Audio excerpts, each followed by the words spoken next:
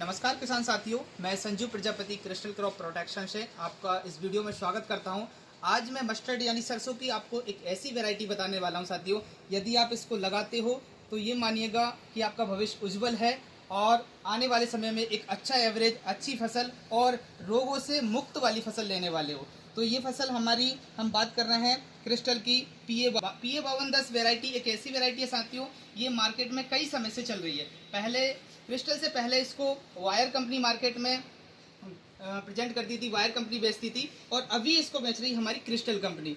तो ये वैरायटी की यदि मैं बात करूं साथियों, तो ये एक ऐसी वैरायटी है कि लोगों ने इसके 7 और 8 तक के एक बीघा में 8 कुंटल तक का एवरेज इस वैरायटी का लिया है। यदि आए तो आइए मैं समझाता हूँ कि इस वैरायटी के हम 8 तक के एवरेज कैसे ले सकते हैं। तो सबसे पहले यदि इसकी बोनी की हम बात करें तो इसकी बोनी आप 20 सितंबर से लेके और 20 अक्टूबर तक कभी भी कर सकते हैं, यानी पूरा एक महीने इसकी बोनी हो सकती है। और इसकी बोनी आपको करनी कितनी है, एक बीघा में केवल आपको 850 ग्राम से लेके और 900 ग्राम के बीच ड्रिल रखना है। अगर यदि आप ऐसा करते हो तो ये फसल इतनी बेहतरी होनी चाहिए कि मैं आपको हाथ के माध्यम से बता देता हूँ कि एक पौधे की दूरी लगभग, एक पौधा यदि यहाँ है तो दूसरा पौधा हमारा यहाँ होना चाहिए। एक हाथ का यदि आप गैप कर देते हैं तो ये मानिएगा आपका जो पौधे का झाड़ बनेगा वो इस प्रकार का झाड़ बनने वाला है। और इस प्रकार का झाड़ बनाने के लिए हमें क्या करना है, और इसमें जैसे ही हमारी फसल में पहली क्रॉप चलती है, यानी कि जब वो फसल 30-35 दिन के लगभग की होती है और उसमें सिंगल डंडी चलती है,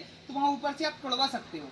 जैसे ही आप उसको तोड़वाओगे तो उसमें कई सारे कल्ले, फुटाने और शाखाएं निकलने वाली, इससे हमारे पौधे का बहुत लंबा और चौड़ा एक झाड़ बनेगा और उस झाड़ की वजह से आप एक अच्छा एवरेज ले सकते हैं। तो चलिए किसान साथियों, आपको मैंने ये बहुत शॉर्ट समय में समझाया है। ये फसल केवल 2 पानी में आ जाती है। पहला पानी यदि आप ठेके बो रहे हो तो वो पहला पानी हो जाता है, और दूसरा पानी जो मैं तोड़ने वाली बात कर रहा हूँ, डंडी से जब हम तोड़ रहे हैं ऊपर से, उसके बाद आप यूरिया देने के बाद में, जैसे ही डंडी से आपने तोड़ा, इसके 2 से 3 दिन बाद उसमें यूरिया दे दीजिएगा। और यूरिया के साथ में यदि कोई जायम आप लेते हैं और सल्फर लेते हैं, ये मिलाकर डालने के बाद एक पानी और कर दीजिएगा। केवल ये 2 पानी में आपका 7 से और 8 तक लोगों ने इसके एवरेज पिछली बार निकाले हैं। आप भी ऐसा एवरेज ले सकते हैं। अधिक जानकारी के लिए आप हमसे कॉन्टेक्ट कर सकते हैं। जय श्री राम साहब।